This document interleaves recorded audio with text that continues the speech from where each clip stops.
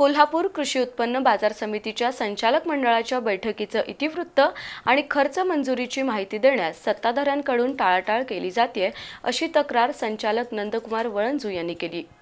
जिल्हा उपनिबंधकांकडे तक्रार करून वळंजू यांनी शाहू सांस्कृतिक मंदिर आणि 7व्या वेतन आयोगाच्या मुद्द्यावरून सत्ताधारी संचालकांना धारेवर धरलंय।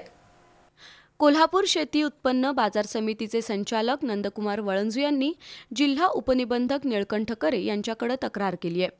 बाजार समितीच्या संचालक मंडळाच्या बैठकीचं इतिवृत्त आणि खर्च मंजुरीची माहिती सचिव आणि सत्ताधाऱ्यांकडून दिली जात नाही असं तक्रार अर्जात म्हटलंय। खर्चाची माहिती आणि इतिवृत्त लपवण्याचं कारण काय? संचालक मंडळाची बैठक झाल्यानंतर मागच्या दारानं काही ठराव घुसडले जात आहेत का असा प्रश्न वळंजू यांनी उपस्थित केलाय।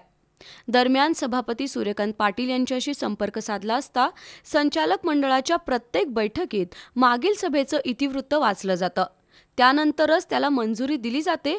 त्यामुळे इतिवृत्त किंवा खर्च मंजुरीची माहिती लपवण्याचा प्रश्नच येत नाही।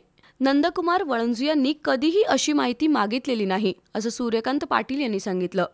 बाजार समितीच्या मालकीचं शाहू सांस्कृतिक मंदिर आहे, त्या परिस्थितीत भाडेकरारानं द्यायचं की संपूर्ण इमारत पाडून नवीन इमारत उभारायची यावरून संचालक मंडळात मतभेद निर्माण झालेत।